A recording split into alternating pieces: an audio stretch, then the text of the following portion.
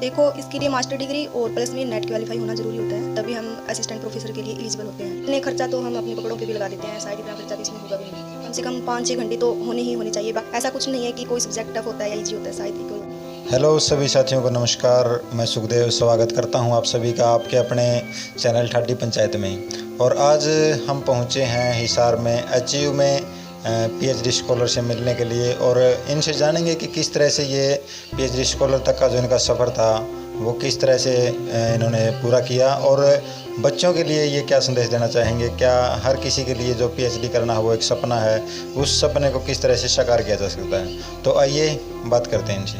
नमस्कार मैम। नमस्कार जी। क्या नाम मैम आपका? पुष्पा।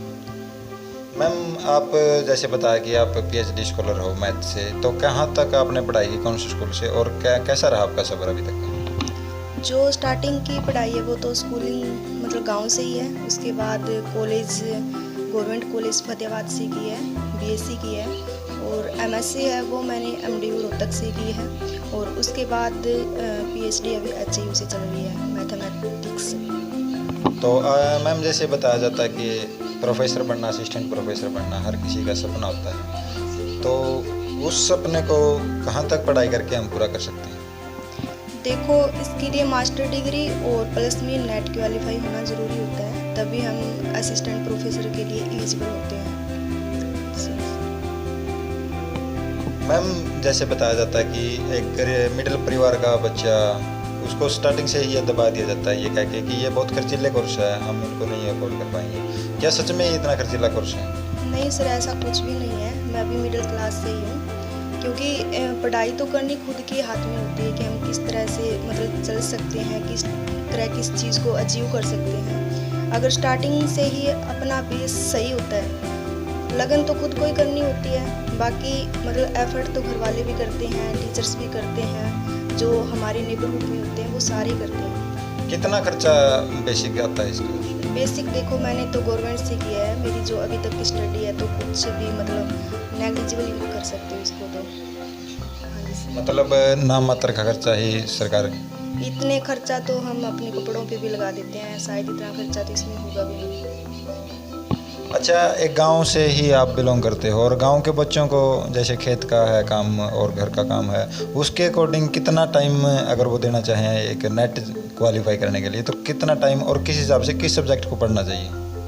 नेट के लिए तो एक खुद का जो पर्सनल सब्जेक्ट होता है वही होता है सर, तो उसके लिए तो थोड़ा टाइम मैनेज करना ज़रूरी होता है कि हम मतलब कितने घंटे स्टडी करें। कम से कम 5-6 घंटे तो होने चाहिए। बाकी खुद के ऊपर भी होता है कि हम कितनी कोई चीज़ों को गेन कर सकते हैं। किसी का माइंड शार्प होता है तो क्या पता वो 1 घंटे में भी 2 घंटे वाली चीज़ अचीव कर लेता है, और कोई पूरा दिन भी मतलब अगर सही से सेट करके माइंड को अगर हम स्टडी करें तो शायद 6 या 7 घंटे सही होते हैं। किस सब्जेक्ट को कितना टाइम दे के पढ़ना चाहिए एक आम विद्यार्थी के रूप में अगर आपसे पूछा जाए? सर, वो तो खुद के सब्जेक्ट पे बात होती है। जैसे मेरा मैथ है तो मेरे को तो मैथ ही ठीक लगता है। अब मेरे को कहे कि इंग्लिश पढ़ ले तो मेरे को हिंदी इंग्लिश टफ लगती है। तो ऐसे ही अगर इंग्लिश का कोई बच्चा है तो उसको मैथ अगर मुश्किल लगता है तो वो सब्जेक्ट की बात होती है सर। ऐसा कुछ नहीं है कि कोई सब्जेक्ट टफ होता है या इजी होता है, शायद इक्वल होते हैं सर। जो पहला पेपर होता है वो तो लगभग सभी का सेम होता है, तो उसके लिए तो लगभग सभी सब्जेक्ट पढ़ने पड़ेंगे सर। वो इसमें अलग क्राइटेरिया होता है, एक होता है आर्ट सब्जेक्ट से और एक होता है साइंस सब्जेक्ट से।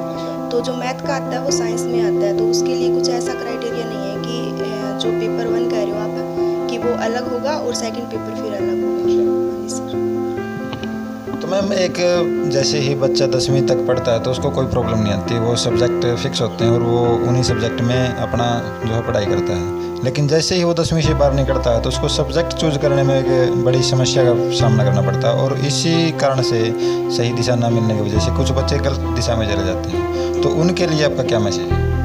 सर, अगर किसी का टीचिंग में इंटरेस्ट है तो ये थोड़ा लंबा प्रोसीजर ज़रूर है, लेकिन यहाँ पे थोड़ी कंसिस्टेंसी की ज़रूरत होती है। अगर किसी का इंटरेस्ट है कि हम टीचिंग लाइन में ही जाएं तो वो स्टार्टिंग से अपना बेस स्ट्रॉन्ग कर सकता है। अगर किसी को अलग फील्ड में जाना है तो वो उसके अकॉर्डिंग ही शायद सब्जेक्ट को चूज़ करे।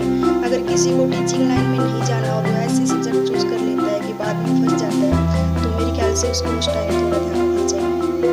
मतलब बच्चों को अपने इंटरेस्ट के हिसाब से ही सब्जेक्ट मैम आपने मैथ से, एक आपके फील्ड से ही सवाल मैं पूछ रहा हूँ कि आपने मैथ से पढ़ाई की है, MSc आपने मैथ से की है, और मैथ को जैसे आम भाषा में बोला जाए तो मैथ को बहुत टफ सब्जेक्ट माना जाता है, तो किस तरह से आपका मैथ में इतना इंटरेस्ट हुआ, उसके बारे में थोड़ा आप डीपली बताना चाहिए। सर वो तो इंटरेस्ट एक जैसे हम स्टार्टिंग से ही मान लो कि एक सब्जेक्ट चूज़ कर लेते हैं और उसी को ज़्यादा पढ़ते हैं तो उसी में इंटरेस्ट मिल जाता है। अगर मैं कोई और सब्जेक्ट को चूज़ करती तो शायद उसमें भी मिल जाता मेरा इंटरेस्ट। तो ऐसा कुछ नहीं है कि मैथ के लिए कुछ पार्टिकुलर मैंने अलग से किया, ऐसा कुछ नहीं है। जो आने वाले बच्चे हैं उनको आप क्या संदेश देना चाहोगे? आने वाले बच्चे हैं उनके लिए तो यही संदेश है सर कि अगर उनको टीचिंग लाइन में जाना है तो वो अपना स्टार्टिंग से ही माइंड में ये सेट कर ले कि थोड़ा लंबा प्रोसीजर है और हमें ये करना ही है। अगर उनको अलग फील्ड में जाना है तो वो जैसे उनके लिए मान लो आप कह रहे हो जैसे मैथ उनके लिए टफ पड़ता है तो वो आर्ट्स सब्जेक्ट को चूज़ करके अपनी स्टडी कंटिन्यू कर सकते हैं, साथ में अपनी तैयारी भी कर सकते हैं। जैसे और अलग HPSC के पेपर होते हैं या CGL वगैरह के होते हैं तो उनकी भी तैयारी कर सकते हैं। तो मैम आपके हिसाब से एक स्टूडेंट लाइफ आप जी भी रहे हो और आपने जी भी है, तो उस स्टूडेंट लाइफ के जो बच्चे हैं उनको आप क्या मैसेज देना चाहेंगे, क्योंकि आज के दिन में बहुत सारे युवा जो है अपने दिशा से भटक चुके हैं, तो उनके लिए कोई स्पेशल संदेश आपका? सर स्पेशल तो यही है कि अपनी स्टडी से जुड़े रहना और फैमिली भी इम्पोर्टेंट होती है, स्टडी भी ज़रूरी होती है, तो इन दोनों को वो ध्यान में ज़रूर रखें। कई बार होता है कि स्टूडेंट मतलब गलत दिशा में चले जाते हैं, तो मेरा तो संदेश यही रहेगा कि वो अपनी फैमिली के बारे में एक बार ज़रूर सोचें।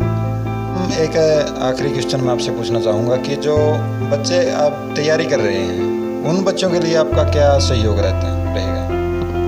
सर जो बच्चे मतलब ऑफलाइन या फिर अपनी आर्थिक स्थिति के कारण कोचिंग वगैरह नहीं ले पाते अगर नेट JRF की, तो उनके लिए मैं ऑनलाइन बैच स्टार्ट करना चाहती हूँ।